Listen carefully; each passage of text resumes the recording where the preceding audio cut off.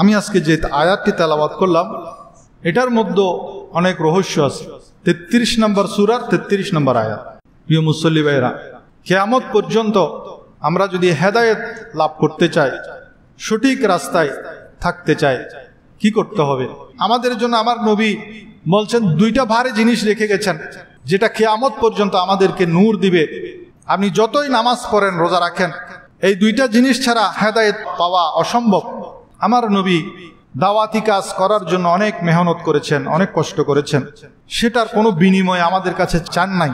কোনো সাহাবীকে বলে নাই যে তোমাকে তো আমি জাহান্নামী থেকে জান্নাতি বানিয়েছি, তোমাকে আমি রাখাল থেকে সর্বোচ্চ মর্যাদা দিয়েছি, তোমাকে আমি গোলাম থেকে মুয়াজ্জিনের মর্যাদা দিয়েছি। কোরআনে কি বলেছেন, হাদিস কি বলেছে, সেটা উপর থাকলেই হবে। অমুকে কি বলেছে, ইউটিউবের অমুক বক্তা কি বলেছে, তমুক বক্তা কি বলেছে, এটা যদি শুনেন তাহলে আপনি গোমরা হয়ে যাবেন। এখন অনেকে কারবালার ঘটনাকে বিভিন্নভাবে ব্যাখ্যা করতে চায়। নাউজুবিল্লাহ, হোসেন রাদিয়াল্লাহু তাআলা আনহু ভুলেছিলেন, এজিদ আমিরুল মুমিনিন বলে এজিদ রহমতুল্লাহ আলাই বলতে চাচ্ছে। এগুলো হলো গোমরাহি। জান্নাতের মধ্যে যারা যাবে তাদের বয়স হবে 33 বছর। সবাই বলেন সুবহানাল্লাহ। 33 নম্বর সূরা 33 নম্বর আয়াতে আহলে বাইতের ফজিলত। আবার এদিকে আমার নবী বলছেন জান্নাতের যুবকদের সর্দার হবে হাসান হোসাইন রাদিয়াল্লাহু তাআলা আনহুমা।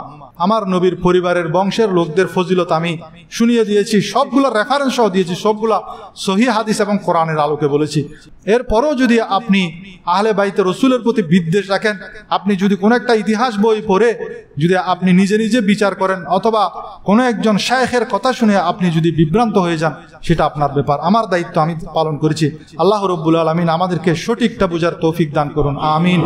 এবং আগামী আশুরার দিনে রোজা রাখার তৌফিক দান করুন, আমিন। আসসালামু আলাইকুম। তাওয়াক্কালু আলাইহি ওয়া নাউযু বিল্লাহি মিন শুরুরি আনফুসিনা ওয়া মিন সাইয়্যাতি আ'মালিনা। মান ইয়াহদিহিল্লাহু ফালা মুদিল্লা লাহু ওয়া মান ইউদ্লিলহু ফালা হাদিয়া লাহু। ونشهد أن لا إله إلا الله وحده لا شريك له ونشهد أن سيدنا ونبينا وحبيبنا ومولانا محمدا عبده ورسوله الذي أرسله بالحق بشيرا ونذيرا وداعيا إلى الله بإذنه وسراجا منيرا. قال الله تعالى عز وجل في شان حبيبه ومحبوبه آمرا ومخبرا: إن الله وملائكته يصلون على النبي يا أيها الذين آمنوا صلوا عليه وسلموا تسليما. صلى الله على وآله وصحبه وسلم.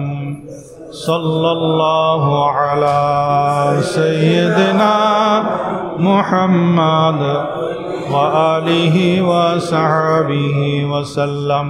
صلى الله على سيدنا محمد وآله وصحبه. أعوذ بالله من الشيطان الرجيم. إنما يريد الله ليذهب عنكم الرجس أهل البيت ويطهركم تطهيرا. صدق الله مولانا العظيم وصدق رسوله النبي الحبيب الكريم. ونحن على ذلك لمن الشاهدين والشاكرين والحمد لله رب العالمين. ربي صل وسلم وبارك عليه. আলহামদুলিল্লাহ, আল্লাহ পাকের দরবারে লাখো কোটি শুকরিয়া আদায় করছি। রব্বুল আলামিন আমাদেরকে 1446 হিজরির মুহররম মাসের প্রথম জুমা আদায় করার তৌফিক দিয়েছেন। সবাই বলেন আলহামদুলিল্লাহ। আমি সূরা আহজাবের 33 নং আয়াত তেলাওয়াত করেছি। কোরআনের মধ্যে সংখ্যার একটা গোপন রহস্য, গোপন খেলা আছে। আমি যে আয়াতটি তেলাওয়াত করেছি এটি 33 নম্বর সূরার 33 নম্বর আয়াত। কোরআনের সবচেয়ে ছোট সূরা হলো সূরা কাউসার। এই সূরা কাউসারের মধ্যে 10টি শব্দ আছে। নবী করিম সাল্লাল্লাহু আলাইহি ওয়াসাল্লামকে যখন মক্কার কাফেররা মিথ্যা অপবাদ দিয়েছিল যে এই কোরআনটা নাকি উনি নিজেই তৈরি করেছেন, তখন তাদের সেই কথার জবাবে কাবাগরের কোণার মধ্যে ইন্না আ'তাইনাকাল কাউসার ফাসাল্লি লিরাব্বিকা ওয়ানহার, এই দুইটি আয়াত লিখে দিয়ে তাদেরকে, কারণ মক্কার মধ্যে তখন অনেক বড় বড় আরবি সাহিত্যিক ছিলেন, তাদের মধ্যে একজন হলো ইমরুল কায়েস, যার কবিতা এখনো আরবি সাহিত্যের মধ্যে আছে। তো যারা সাহিত্যিক, যারা কবিতা লেখে, তারা যখন আরেকজনের কবিতা দেখে সে বুঝতে পারে এর মান কত উচ্চ। আমরা আপনারা মনে করতেছি এটা একটা সাধারণ সূরা, কিন্তু সে একজন উচ্চ পর্যায়ের সাহিত্যিক হওয়ার কারণে সে এটা দেখে বলে দিল লাইসা হাযা কালামাল বাশার ইন্না আ'তাইনাকাল কাউসার ফাসাল্লি লিরাব্বিকা ওয়ানহার। এর পরের লাইন কি হবে সেটা তাদেরকে বলল তোমরা তৈরি করো। তখন তারা স্বীকার করতে বাধ্য হলো লাইসা হাযা কালামাল বাশার, এটা কোনো মানুষের তৈরি কি নয়, কিতাব নয়। কারণ কি, সূরা কাউসারের মধ্যে 10টি শব্দ আছে, আবার প্রত্যেকটা আয়াতের মধ্যে 10টি করে অক্ষর আছে। 3টা আয়াত, ইন্না আ'তাইনাকাল কাউসার ফাসাল্লি লিরাব্বিকা ওয়ানহার ইন্না শানিয়াকা হুয়াল আবতার। এক একটা আয়াতের মধ্যে 10টি হরফ, প্রত্যেকটা আয়ার শেষের অক্ষর হলো রা। শেষের অক্ষর কি? রা। আবার রাটা হলো আরবি হরফের 10 নম্বর হরফ। আলিফ, বা, তা, সা, জিম, হা, খা, দাল, জাল, রা। মিলে গেছে না? তো এইভাবে আর অনেক 10-এর মিল এই সূরার মধ্যে আছে। ঠিক তদ্রূপ আমি আজকে যে আয়াতটি তেলাওয়াত করলাম এটার মধ্যে অনেক রহস্য আছে। 33 নম্বর সূরার 33 নম্বর আয়াত। সেখানে আল্লাহ কি বলেছেন? আল্লাহ বলছেন, হে আহলে বাইত। আহলে বাইতকে আমরা দুরূদ শরীফের মধ্যে কি করি? সালাম দিই। নামাজের মধ্যে সালাম দিই, খুতবার মধ্যে সালাম দিই। আহলে বাইত হলো আমার নবীর পরিবারের লোক। আহলে বাইত কারা? আমার নবীর পরিবারের লোক যারা, আমার নবীর বংশের লোক যারা, তাদেরকে কি বলা হয়? আহলে বাইত বলা হয়। আল্লাহ তাআলা বলছেন, ইন্নামা ইউরিদুল্লাহু লিইউযহিবা আনকুমুর রিজসা আহলাল বাইত ওয়া ইউতাহহিরাকুম তাতহীরা। হে আহলে বাইত, আল্লাহ তাআলা তোমাদের থেকে অপবিত্রতাকে বিদূরিত করে তোমাদেরকে অতিশয় পবিত্র করতে চান। তাহলে আহলে বাইত আমার নবীর বংশের লোক যারা, আমার নবীজির পরিবারের লোক যারা, তারা পবিত্র, পুত পবিত্র। আল্লাহ তাআলা তাদেরকে পবিত্র করে দিয়েছেন। এই আয়াতটা 33 নম্বর সূরার 33 নম্বর আয়াত। প্রিয় মুসল্লি ভাইরা, কিয়ামত পর্যন্ত আমরা যদি হেদায়েত লাভ করতে চাই, সঠিক রাস্তায় থাকতে চাই, কি করতে হবে? আল্লাহর প্যারা হাবিব সাল্লাল্লাহু আলাইহি ওয়াসাল্লামের হাদিস শরীফ, মুসলিম শরীফের 2408 নম্বর হাদিস। হযরত যায়েদ ইবনে আরকাম রাদিয়াল্লাহু তাআলা আনহু বলেন, রাসূল করিম সাল্লাল্লাহু আলাইহি ওয়াসাল্লাম একদিন মক্কা মদিনার মাঝামাঝি হোম নামক স্থানে দাঁড়িয়ে আমাদের সামনে বক্তব্য দিলেন। আল্লাহর প্রশংসা এবং সানা বর্ণনা করলেন, ওয়াজ নসিহত করলেন। অতঃপর বললেন, হুঁশিয়ার হুঁশিয়ার হে লোক সকল, আমি একজন মানুষ, অতি সত্বর আল্লাহর পক্ষ থেকে প্রেরিত ফেরেশতা আসবে, আর আমিও তার আহ্বানে সাড়া দিব, অর্থাৎ আমি তোমাদের কাছ থেকে বিদায় নিয়ে যাব। তবে হুঁশিয়ার, তোমাদেরকে আমি সতর্ক করছি, ওয়া আনা তারিকুন ফিকুম সাকালাইন, আমি তোমাদের কাছে 2টি ভারী জিনিস রেখে যাচ্ছি। ভারী 2টি জিনিস রেখে যাচ্ছে। আমি তো চলে যাব, কিন্তু ভারী 2টা জিনিস আমি রেখে যাচ্ছি। আউয়ালুহা কিতাবুল্লাহ, একটি হলো আল্লাহর কিতাব পবিত্র কোরআন। আল হুদা ওয়ান নূর, এটার মধ্যে হেদায়েত আছে, এটার মধ্যে নূর আছে, আলোকবর্তিকা আছে। অতএব তোমরা ফাখুজুহু কিতাব আল্লাহ, তোমরা এই কিতাবের অনুসরণ করো, এটাকে আঁকড়ে ধরবে। আমার নবীর পর আমাদের জন্য আল্লাহর নবী দুইটা ভারী জিনিস রেখে যাচ্ছেন, একটা হলো কিতাবুল্লাহ পবিত্র কোরআন, সেটাকে আমাদের আঁকড়ে ধরতে হবে যদি আমরা সঠিক পথে থাকতে চাই, যদি আমরা হেদায়েতের পথে থাকতে চাই, যদি আমরা জান্নাতের পথে থাকতে চাই। আরেকটা কি, সুম্মা ক্বাল ওয়া আহলু বাইতি উযাক্কিরুকুমুল্লাহু ফি আহলি বাইতি, একবার বলেছেন, আবার বলছেন উযাক্কিরুকুমুল্লাহু ফি আহলি বাইতি, উযাক্কিরুকুমুল্লাহু ফি আহলি বাইতি। এই কথাটা আমার নবী তিনবার বলেছেন গুরুত্ব বোঝার জন্য।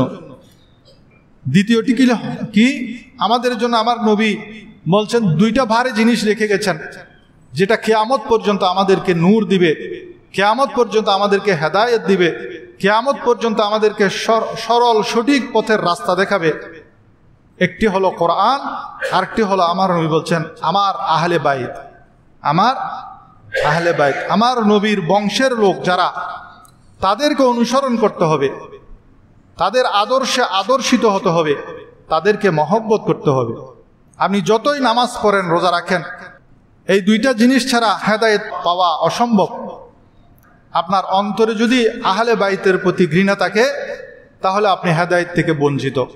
হেদায়েত পেতে হলে কোরআনকে যেমন আঁকড়ে ধরতে হবে, সে কোরআনকে বুঝতে হলে আহলে বাইত যারা, তাদেরকে অনুসরণ করতে হবে, আহলে বাইতের রাস্তা অনুসরণ করতে হবে। আমার নবীর জীবনের শেষ ভাষণের সবচেয়ে শক্তিশালী কথা ছিল এইটি, আমাদের জন্য ভারী দুইটি জিনিস, এবং সেটাকে আমার নবীজি বলছেন, তিনবার করে বলছেন, উযাক্কিরুকুমুল্লাহু ফি আহলি বাইতি, অর্থাৎ আর আমি আহলে বাইতের বিষয়ে তোমাদেরকে আল্লাহর কথা মনে করিয়ে দিচ্ছি। আল্লাহর কথা কি?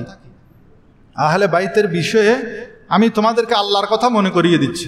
এভাবে আমার নবী তিনবার হোম নামক জায়গার মধ্যে এই কথাটি তিনবার বললেন, যাতে মানুষ এটার গুরুত্ব বুঝতে পারে। তো আল্লাহর কথা কি? আল্লাহর কথা সূরা শুরার মধ্যে আছে, 23 নম্বর আয়াত। আল্লাহ তাআলা বলছেন, আউযু বিল্লাহি মিনাশ শাইতানির রাজিম, কুল লা আসআলুকুম আলাইহি আজরান ইল্লাল মাওয়াদ্দাতা ফিল কুরবা। আমার নবী দাওয়াতি কাজ করার জন্য অনেক মেহনত করেছেন, অনেক কষ্ট করেছেন, সেটার কোনো বিনিময় আমাদের কাছে চান নাই, কোনোদিন চান নাই। কোনো সাহাবীকে বলে নাই যে তোমাকে তো আমি জাহান্নামী থেকে জান্নাতি বানিয়েছি, তোমাকে আমি রাখাল থেকে সর্বোচ্চ মর্যাদা দিয়েছি, তোমাকে আমি গোলাম থেকে মুয়াজ্জিনের মর্যাদা দিয়েছি।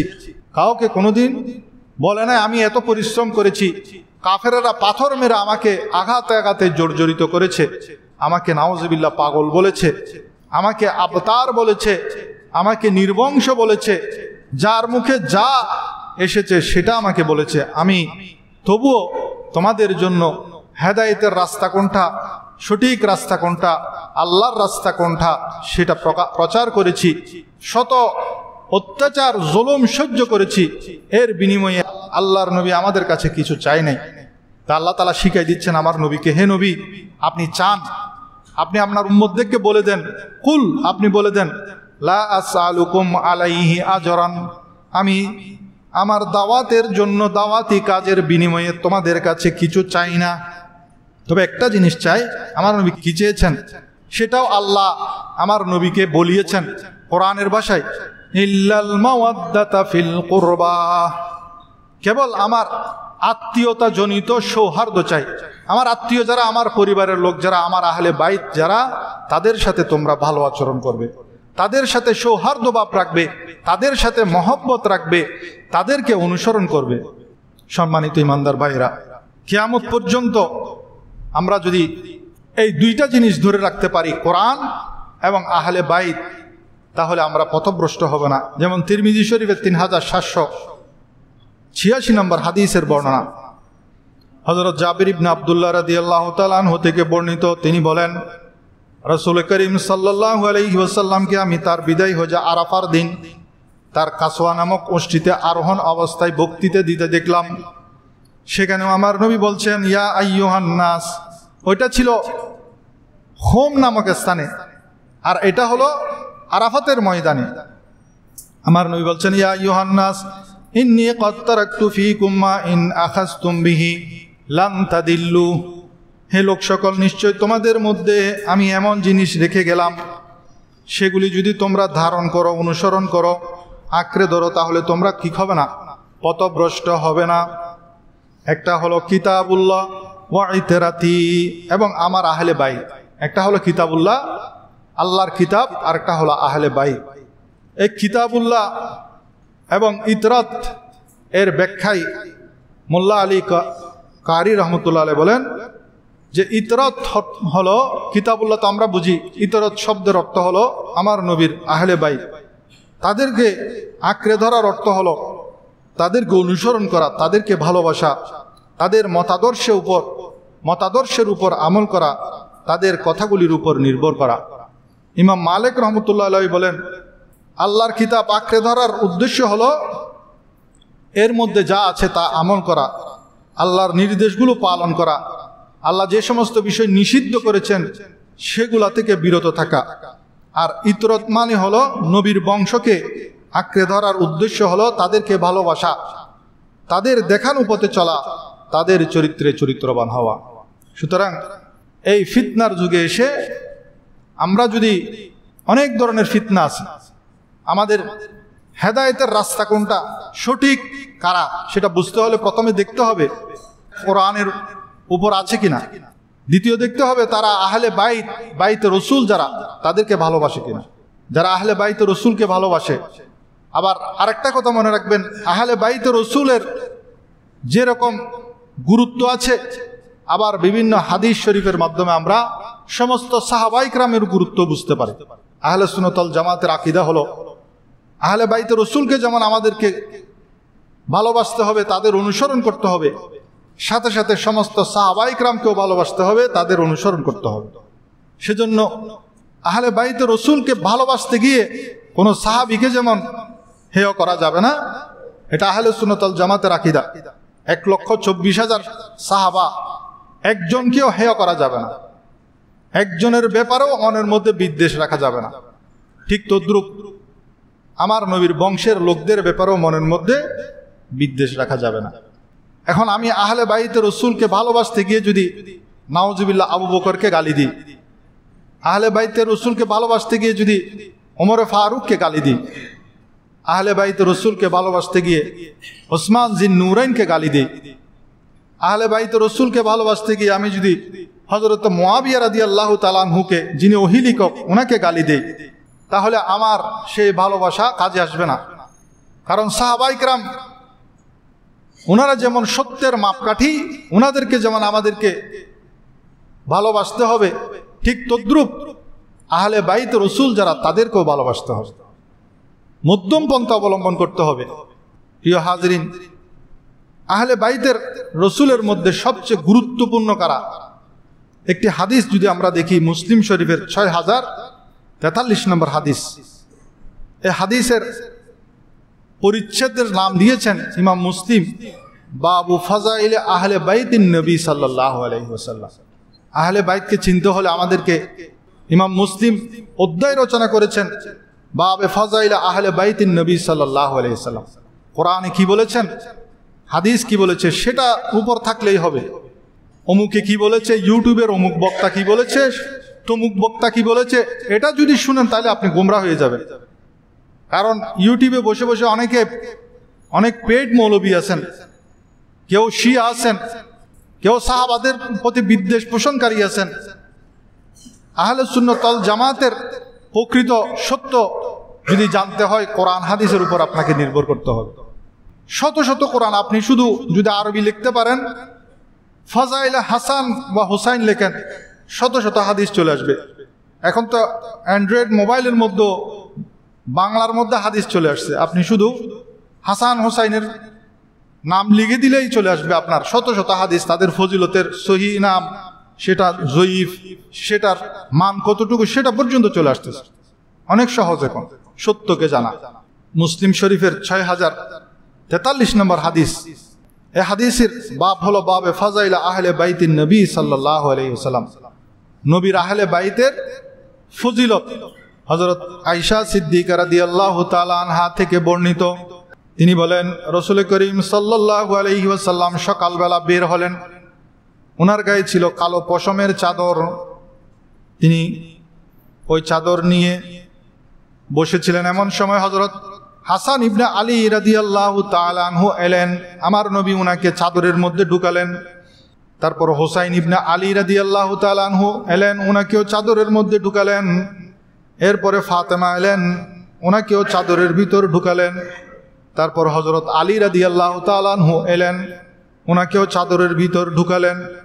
তারপর আমার নবীজি সূরা আহজাবের 33 নম্বর আয়াতটি তেলাওয়াত করলেন, ইন্নামা ইউরিদুল্লাহু লিইউযহিবা আনকুমুর রিজসা আহলাল বাইত ওয়া ইউতাহহিরাকুম তাতহীরা।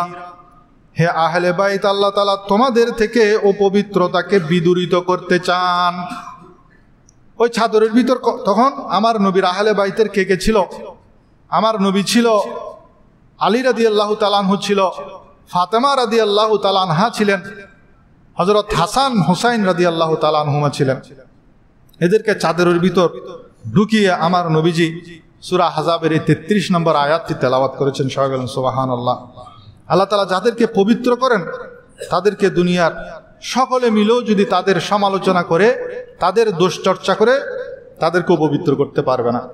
এখন অনেকেই কারবালার ঘটনাকে বিভিন্নভাবে ব্যাখ্যা করতে চায়। নাউজুবিল্লাহ, হোসেন রাদিয়াল্লাহু তাআলা আনহু ভুলেছিলেন, এজিদ আমিরুল মুমিনিন বলে এজিদ রহমতুল্লাহ আলাই বলতে চাচ্ছে। এগুলো হলো গোমরাহি। কোরআন হাদিসের মধ্যে আহলে বাইতে রাসূলের এত গুরুত্বের কারণ কি সেটা এখন আমরা বুঝতেছি। আল্লাহ তাআলা কোরআনে কেন এটাকে এত গুরুত্ব দিয়েছেন, আমার নবী বিদায় হজের ভাষণে কেন আহলে বাইতে রাসূলকে এত গুরুত্ব দিয়েছেন, এখন আমরা বুঝতেছি।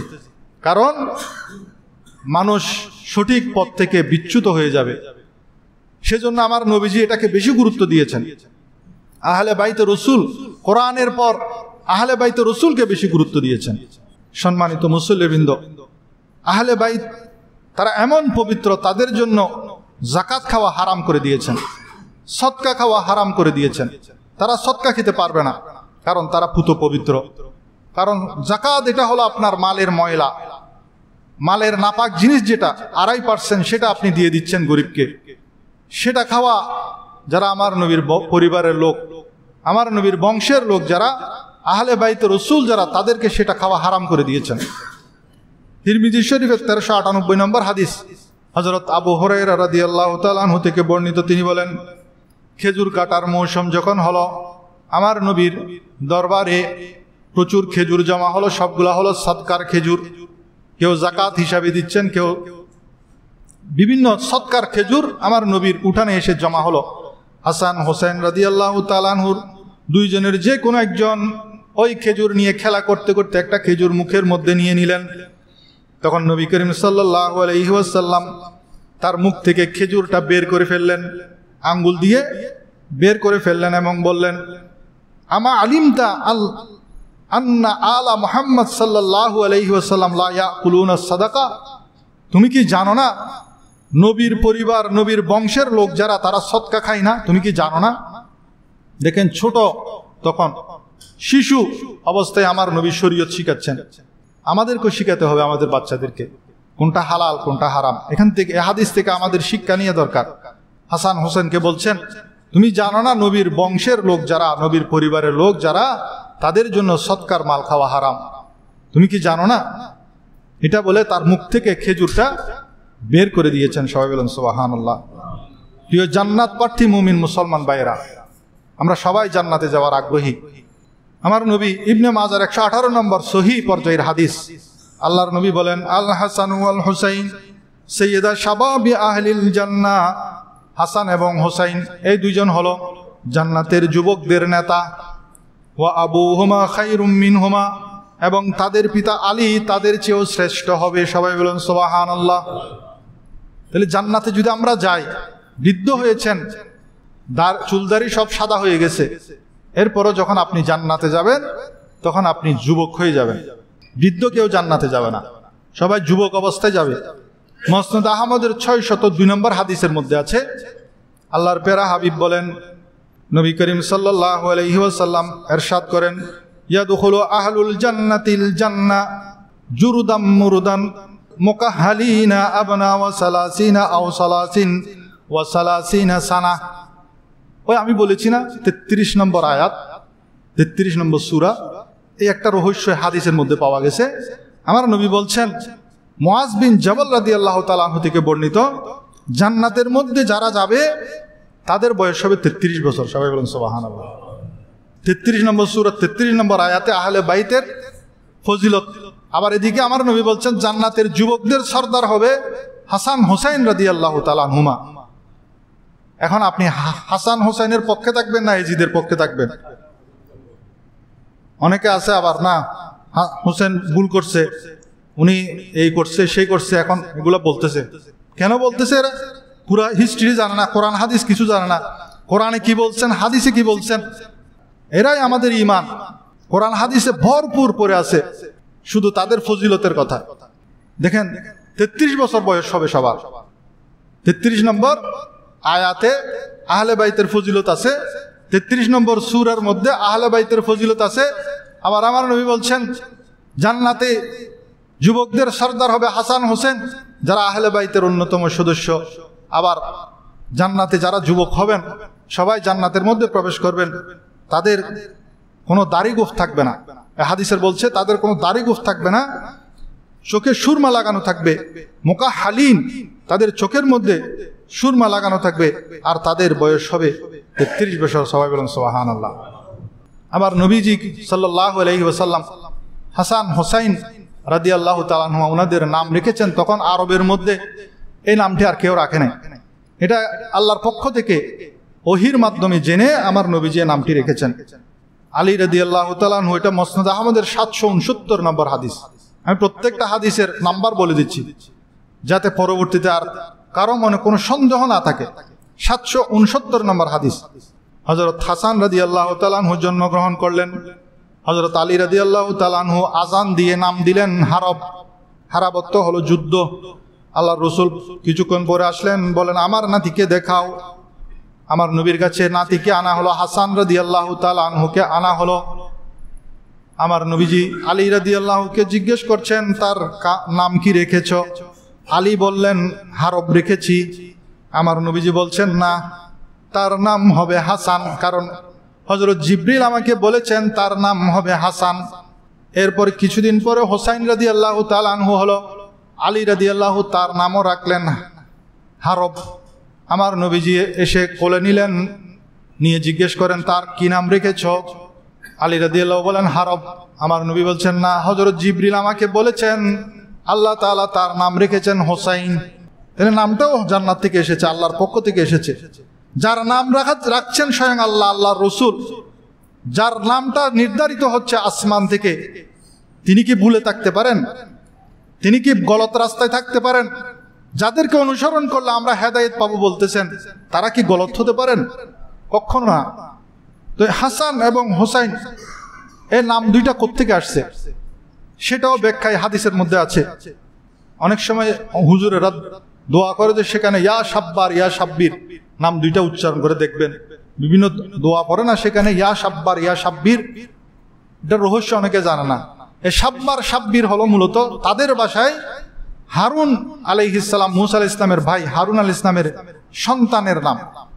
সেই নামের আরবি ভার্সন হলো হাসান হোসাইন। সবাই বলুন সুবহানাল্লাহ।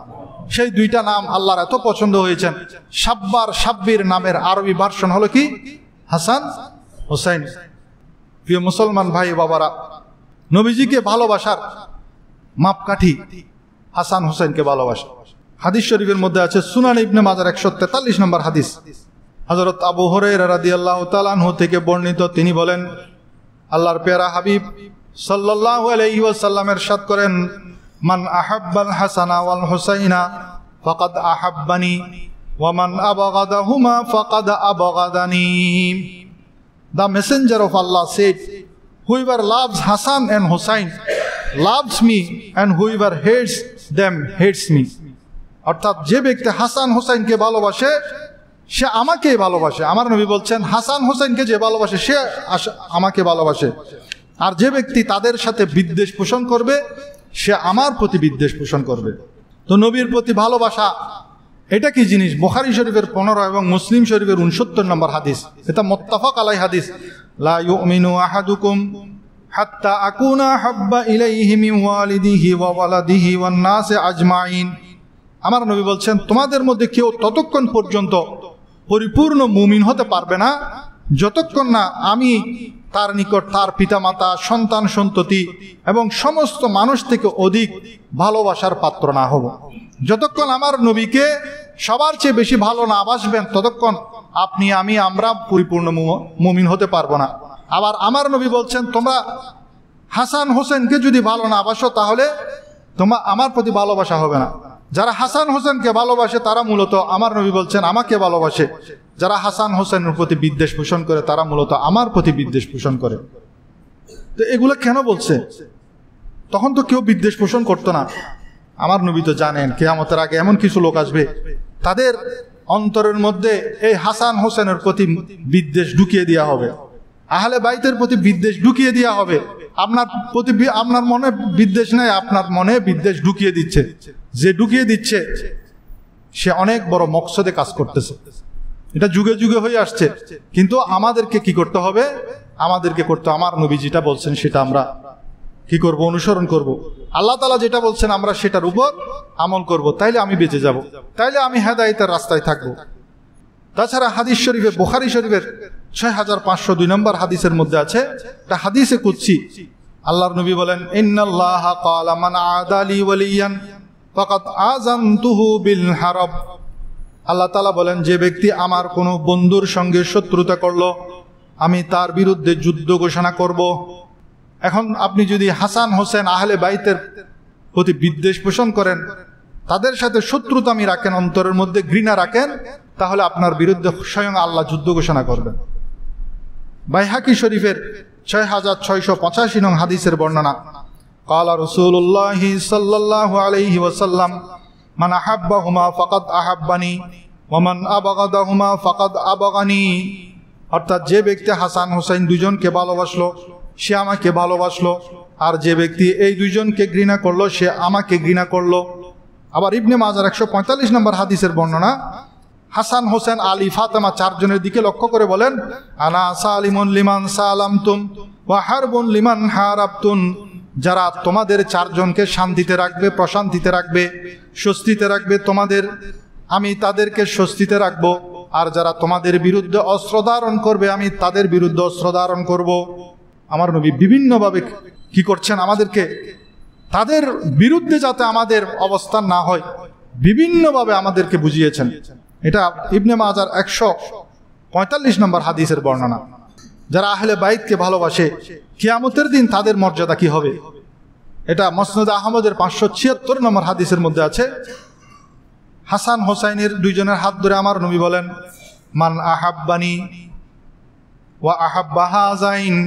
যারা আমাকে ভালোবাসবে এবং এ হাসান হোসেনকে ভালোবাসবে, ওয়া আবাহুমা ওয়া উম্মাহুমা, তাদের বাবাকে ভালোবাসবে, তাদের মাকে ভালোবাসবে, কানা মাই ফি দারাজাতি ইয়াউমাল কিয়ামা, কিয়ামতের দিন তারা আমার সমমর্যাদায় অবস্থান করবে। সবাই বলুন সুবহানাল্লাহ। আমার নবীর মর্যাদায় অবস্থান করবে যারা হাসান হোসেন নবীকে ভালোবাসবে, হাসান হোসেনকে ভালোবাসবে এবং তাদের মা বাবা আলী এবং ফাতেমা রাদিয়াল্লাহু তাআলা আনহুমাকে ভালোবাসবে। কিয়ামতের দিন আমার নবীর সবচেয়ে কাছে কারা হবেন? মুসনাদ আহমদের 792 নম্বর হাদিসের বর্ণনা, হযরত আলী রাদিয়াল্লাহু তাআলা আনহু বলেন রাসূলুল্লাহ সাল্লাল্লাহু আলাইহি ওয়াসাল্লাম আমার কাছে এলেন, তখন আমি ঘুমিয়ে শুয়েছিলাম। হাসান হোসেন দুইজন থেকে যে কোনো একজনে কি চাইলো? পানি চাইলো। আমার নবী একটি পাত্র নিলেন, দুধ দহন করলেন। দুধ দহন করার পরে হাসান রাদিয়াল্লাহু তাআলা আনহু দুধ পান করার জন্য আমার নবীর কাছে আগে গেলেন। আমার নবী হাসানকে সরিয়ে দিলেন, হোসেনকে আগে দুধ পান করতে দিলেন। হযরত ফাতেমা রাদিয়াল্লাহু তাআলা আনহা প্রশ্ন করেন, ইয়া রাসূলুল্লাহ, আপনি হাসান হোসেন দুইজন থেকে হোসেনকে বেশি ভালোবাসেন মনে হয়। আমার নবী বলছেন, না, আমি দুইজনকে ভালোবাসি, তবে সর্বপ্রথম আমার কাছে পানি চেয়েছে হোসাইন, সেজন্য তাকে আগে দিয়েছি। সবাই বলেন সুবহানাল্লাহ। এরপর আমার নবী বলেন, ইন্নী ওয়া ইয়াকা ওয়া হাযাইনি ওয়া হাযার রাকিদ ফি মাকানিন ওয়াহিদিন ইয়াউমাল কিয়ামা। হে ফাতেমা, আমি তুমি এই যে শুয়ে আছে যে লোকটা, হযরত আলীর দিকে ইশারা, আলী রাদিয়াল্লাহু বলছে আমি শুয়েছিলাম, এই শুয়ে আছে লোকটা এবং এই দুইজন হাসান হোসেন, আমরা সবাই কিয়ামতের দিন একই জায়গায় থাকবো। সবাই বলেন সুবহানাল্লাহ। তা আমার নবীর কাছে কাছে কিয়ামতের দিন যে থাকবে সে কি গলত হতে পারে? অনেকে এখন বলছেন কারবালার ময়দানে হোসেন, ইমামে হোসেন গলত ছিল, নাউজুবিল্লাহ। এরপর তিরমিজি শরীফের 3770 নম্বর হাদিস হযরত আব্দুর রহমান ইবনে আবি নুআইম হতে বর্ণিত আছে, এক ইরাকবাসী মাছির রক্ত কাপড়ে লাগলে তার বিধান সম্পর্কে ইবনে ওমরকে জিজ্ঞেস করলেন। তখন ইবনে ওমর রাগান্বিত হয়ে তাকে বললেন, তুমি মাছির রক্ত সম্পর্কে প্রশ্ন করছো, অথচ তোমরাই আল্লাহ রসুলের নাতি হোসাইন রাদিয়াল্লাহু তাআলা আনহুকে নাউজুবিল্লাহ হত্যা করেছ। ইরাকের কুফাবাসীদের কারণেই তো আমার নবীর নাওয়াসা সেদিন শাহাদাত বরণ করেছেন। এরপর ইবনে ওমর রাদিয়াল্লাহু তাআলা আনহু বলেন, আমি আল্লাহর পেয়ারা হাবিবকে বলতে শুনেছি, ইন্নাল হাসানা ওয়াল হুসাইনা হুমা রাইহানাতা মিনাদ দুনিয়া। হাসান হোসাইন এই দুইজন দুনিয়ার মধ্যে আমার দুইটা সুগন্ধময় ফুল, আমার দুইটা সুগন্ধময় নূরানি ফুল হলো হাসান হোসেন। সবাই বলেন সুবহানাল্লাহ। আমার নবীজি তাদের শরীরের ঘ্রাণ নিতেন। ফাতেমা রাদিয়াল্লাহু তাআলা আনহা বলেন, যখনই আমার নবীজি আসতেন তাদেরকে জড়িয়ে ধরে তাদের শরীর থেকে ঘ্রাণ নিতেন। প্রশ্ন করা হলে বলতেন, আমার নবী বলতেন, তাদের শরীর থেকে আমি জান্নাতের সুঘ্রাণ পাই। নবী করিম সাল্লাল্লাহু আলাইহি ওয়াসাল্লাম আদর করে তাদেরকে চুমু খেতেন। তিরমিজি শরীফের 1917 নম্বর হাদিসের মধ্যে আছে, হযরত আকরা বিন হাবেস রাদিয়াল্লাহু তাআলা আনহুর সামনে আমার নবী হাসান অথবা হোসাইনকে চুমু খেলেন। আকরা বিন হাবেস প্রশ্ন করেন, ইয়া রাসূলুল্লাহ, আমার 10 জন সন্তান, আমি তো তাদেরকে আদর করি না, মহব্বত করি না, চুমু খাই না। তখন আমার নবীজি বলেন, ইন্নাহু মান লা ইয়ারহামু লা ইউরহাম। যে ব্যক্তি দয়া প্রদর্শন করে না তাকেও দয়া প্রদর্শন করা হয় না। আপনি ছোটবেলায় আপনার সন্তানকে যদি আদর না করেন, বৃদ্ধ হলে আপনার সন্তানরা আপনার সাথে কি করবে? মহব্বত করবে না, আপনাকে শ্রদ্ধা করবে না। সেজন্য এখান থেকে আমাদের শিক্ষা হলো, ছোট ছোট বাচ্চাদেরকে কি করতে হবে? আদর করতে হবে, মহব্বত করতে হবে। নবী করিম সাল্লাল্লাহু আলাইহি ওয়াসাল্লাম একদিন হাসান অথবা হোসেন, আদাবুল মুফরাদের 248 নম্বর হাদিসের বর্ণনা, আবু হুরায়রা রাদিয়াল্লাহু তাআলা আনহু থেকে বর্ণিত, হোসেন রাদিয়াল্লাহু তাআলা আনহু আমার নবীর পায়ের উপর পা রাখলেন। এরপর আমার নবী যখন হাত ধরলেন, সে আস্তে আস্তে ছোট বাচ্চা পা দিয়ে আমার নবীর একদম পেটের উপর উঠে গেলেন। ওঠার পর নবী করিম সাল্লাল্লাহু আলাইহি ওয়াসাল্লামের জিহ্বা মোবারকের মধ্যে রেখে, মুখের মধ্যে মুখ রেখে আমার নবীর জিহ্বা চোষা আরম্ভ করলেন। সবাই বলেন সুবহানাল্লাহ। এই হাদিসের ব্যাখ্যায় উলামায়ে কেরাম বলেন যে আমার নবী সেদিন আমার নবীর নুরানি জবানের লোয়াবে দাহান হযরত হোসেন রাদিয়াল্লাহু তাআলা আনহুর মধ্যে ঢুকিয়ে দিলেন, এই কারণে যাতে কারবালার ময়দানে তিনি তৃষ্ণার্ত হয়ে যাতে বাতিলের কাছে মাথা নত না করেন। এটা রহস্য ছিল সেটা। এরপর আমার নবীজি দোয়া করেন। চুমু দেওয়ার পরে আমার নবী হোসেন রাদিয়াল্লাহু তাআলা আনহুর জন্য দোয়া করেন, আল্লাহুম্মা আহিব্বাহু ফা ইন্নী উহিব্বুহু। হে আল্লাহ, আমি তাকে মহব্বত করি, তুমিও তাকে মহব্বত করো। ইমাম হোসাইনের জন্য আমার নবীজি দোয়া করছেন। এবং নবী করিম সাল্লাল্লাহু আলাইহি ওয়াসাল্লাম বাইহাকি শরীফের 3237 নম্বর হাদিসের বর্ণনা, আমার নবীজি যখন নামাজ পড়তেন আমার নবীর পিঠের উপর তারা উঠে যেত। নবী করিম সাল্লাল্লাহু আলাইহি ওয়াসাল্লাম উঠতে চাইতেন, কিন্তু আল্লাহ তাআলা জিবরিলকে পাঠিয়ে দিতেন, হে তোমার পিঠের মধ্যে জান্নাতের সরদার বসে আছে, তারা যতক্ষণ স্ব ইচ্ছায় তোমার পিঠ থেকে সরবে না ততক্ষণ তুমি সেজদা থেকে উঠবে না। আমার নবীর পেছনে হাজার হাজার সাহাবায়ে কেরাম নামাজ পড়ছেন। অনেক সাহাবী বলেন যে আমরা হাত বাড়াতাম তাদেরকে নামানোর জন্য, কিন্তু আমার নবী পিছনে ইশারা করতেন, না খবরদার তাদেরকে নামিও না, কারণ উপর থেকে অর্ডার এসছে, আমার পিঠের উপর জান্নাতের সরদার চড়ে বসে আছে, সে যতক্ষণ আমার পিঠ থেকে না নামবে ততক্ষণ সেজদা লম্বা হবে। সবাই বলেন সুবহানাল্লাহ। এটা বাইহাকি শরীফের 3227 নম্বর সহিহ হাদিস। আমার নবী সিজদা থেকে উঠতেন না, স্ব ইচ্ছায় যখন নামতেন। তারপর আমার নবীজি নামলেন, নামার পরে মুসল্লিদের দিকে ফিরলেন। আমার নবী হাসান হোসেনকে কোলে নিলেন, রানের উপরে রাখলেন। এরপর বলছেন, মান আহাব্বানি ফালিউহিব্বা হাযাইন। যারা আমাকে ভালোবাসো তারা এই দুইজনকে অবশ্যই ভালোবাসবে। আমার নবী সাহাবীদেরকে বলছেন, যারা আমাকে ভালোবাসো তারা এই দুইজনকে অবশ্যই কি করবে? ভালোবাসবে। আর আপনারা কি আমার নবীকে ভালোবাসেন? অবশ্যই বাসেন। কোনো ইমানদার আমার নবীকে না ভালো না বাসলে সেই ইমানদারই নয়। তাহলে আমার নবীকে যদি ভালোবাসতে হয় হাসান হোসাইনকেও ভালোবাসতে হবে। আপনার জবান থেকে কোনোদিন বের হবে না হোসাইন গলত ছিল, আপনার জবান থেকে যদি বের হয়ে যায় তাহলে আপনি চিন্তা করে দেখেন আপনার ভিতরে নেফাকি ঢুকে গেছে। আমার নবীজি খুতবা দিচ্ছেন, খুতবার সময় নামাজ পড়া নিষেধ, কথা বলা নিষেধ, কেউ কথা বলে তাকে চুপ করে বলা নিষেধ। নামাজের হালতে যেরকম থাকে সেরকম থাকা ওয়াজিব হয়ে যায়। সেই মুহূর্তে আমার নবীজি খুতবা দিচ্ছেন, হুজরা থেকে হাসান হোসেন দুইটা লাল কোর্তা গায়ে দিয়ে বের হয়েছে। কোর্তাগুলো একটু লম্বা ছিল, যার কারণে হাদিস শরীফের মধ্যে আছে, নাসাই শরীফের 1416 নম্বর হাদিস, তারা কাপড় পেঁচিয়ে পড়ে যাচ্ছিল। সাহাবায়ে কেরাম উঠছে না, কারণ তারা তো খুতবা শুনছেন, খুতবার সময় তো কেউ উঠে তাদেরকে ধরতে পারবে না। কিন্তু আমার নবীজি খুতবা বন্ধ করে দিলেন, মিম্বর থেকে নেমে গেলেন, নেমে তাদের দুজনকে কোলে নিয়ে মিম্বরে নিয়ে উঠে গেলেন, উঠে তাদেরকে পাশে বসিয়ে আমার নবী আবার খুতবা আরম্ভ করলেন। সবাই বলেন সুবহানাল্লাহ। এবং আমার নবীজি কোরআনের একটি আয়াত তখন তেলাওয়াত করলেন, ইন্নামা আমওয়ালুকুম ওয়া আওলাদুকুম ফিতনা, তোমাদের সম্পদ সন্তান সন্ততি তোমাদের জন্য পরীক্ষা। এটা আমার জন্য পরীক্ষা। আমার সন্তানরা, এই যে আমার নাতিরা যে আসছে, তারা যে পড়ে যাচ্ছে জমিনে, আমি সহ্য করতে পারি নাই, আমি ধৈর্য ধারণ করতে পারি নাই, আমি খুতবা বন্ধ করে নেমে গেলাম এবং তাদেরকে নিয়ে আমি আবার মিম্বরে উঠে গেলাম। সবাই বলেন সুবহানাল্লাহ। এটাই ছিল আমার নবীর হাসান হোসাইনের প্রতি ভালোবাসা। যে হাসান হোসাইনের প্রতি যদি আমরা ভালোবাসা রাখতে পারি তাহলেই আমরা প্রকৃত ঈমানদার হতে পারবো। এরকম আরো অসংখ্য হাদিস আছে, সময়ের স্বল্পতার কারণে আমি বলতে পারছি না। ঈমানকে মজবুত করে রাখেন। ফিতনার জামানায় আপনার অন্তরের মধ্যে যদি কেউ এসে আহলে বাইতে রসুলের ব্যাপারে সন্দেহ ঢুকিয়ে দেয়, আহলে বাইতে রসুলের ব্যাপারে যদি বিদ্বেষ ঢুকিয়ে দেয়, তাহলে আপনি পথভ্রষ্ট হয়ে যাবেন। আশুরার দিন আসছে, সেদিন একটা রোজা রাখবেন অথবা দুইটা রোজা রাখবেন। আশুরার দিনে রোজা রাখলে আগের 1 বছরের গুনাহ মাফ হয়ে যাবে। এই আশুরার দিন যেটা 9 তারিখ অথবা 10 তারিখ, 9 তারিখটাকে বলা হয় তাসুরা, 10 তারিখে বলা হয় আশুরা। তাসুরা এবং আশুরা দুইটা রোজা রাখবেন। যদি তাসুরা 9 তারিখ রাখতে না পারেন, 10 তারিখ 11 তারিখ রাখবেন। এর রহস্য হলো কি, ইহুদিরাও এই দিন রোজা রাখে।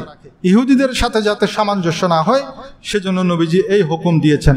এবং এই দিনে আরো কয়েকটা আমলের ফজিলত হাদিস শরীফের মধ্যে আছে, যেমন দান সদকা করা।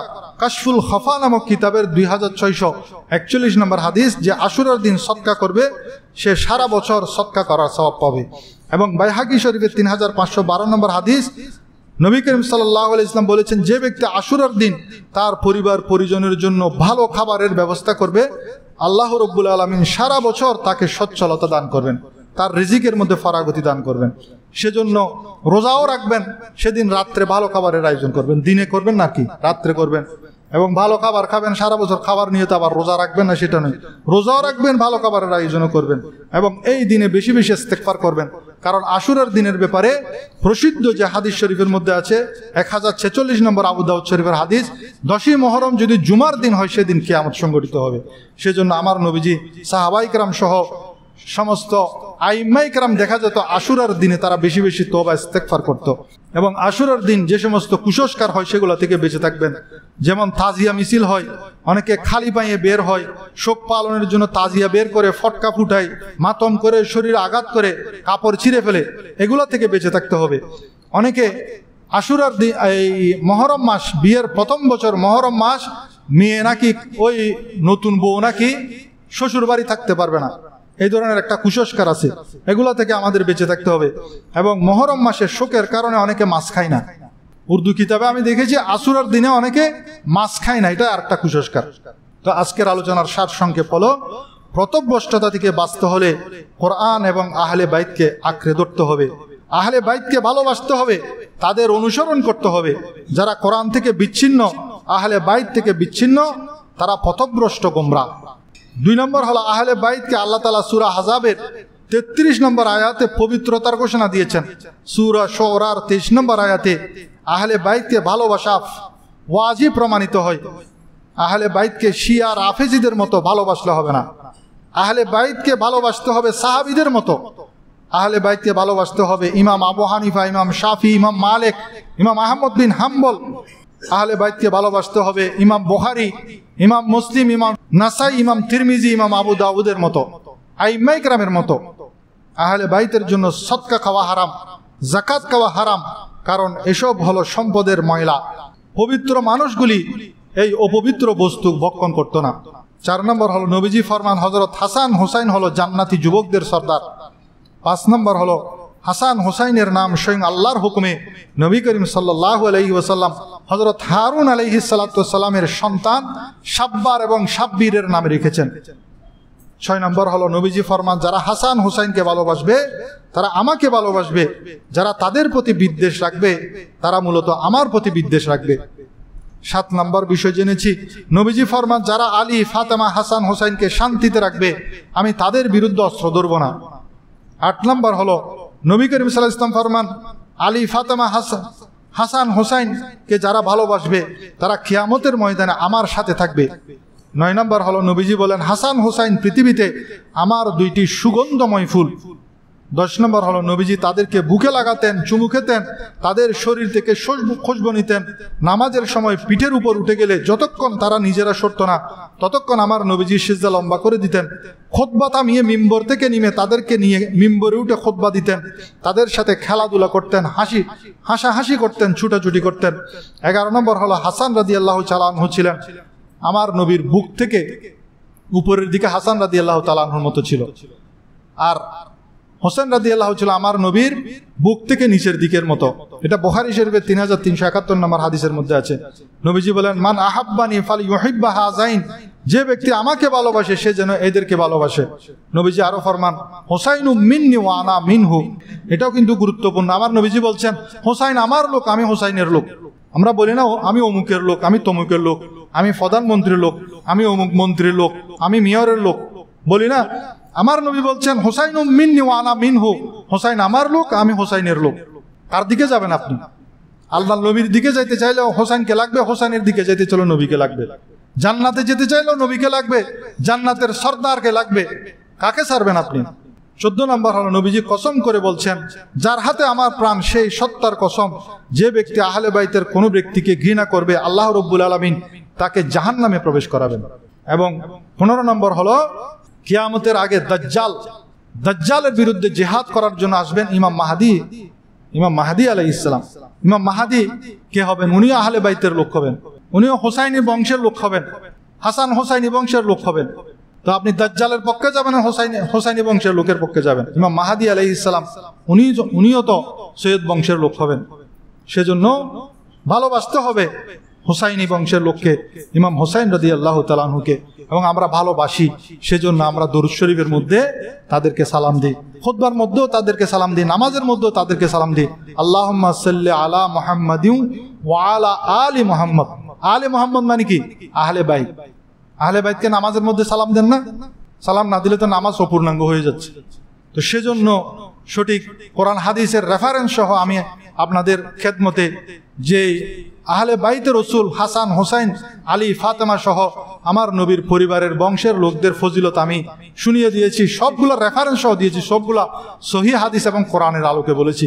বাহিরের কোনো কথা বলি নাই, মনীষীদের কোনো বাণীও আপনাদেরকে শুনাই নেই। এরপরও যদি আপনি আহলে বাইতের রাসূলের প্রতি বিদ্বেষ রাখেন, আপনি যদি কোনো একটা ইতিহাস বই পড়ে যদি আপনি নিজে নিজে বিচার করেন, অথবা কোনো একজন শায়েখের কথা শুনে আপনি যদি বিভ্রান্ত হয়ে যান, সেটা আপনার ব্যাপার। আমার দায়িত্ব আমি পালন করেছি।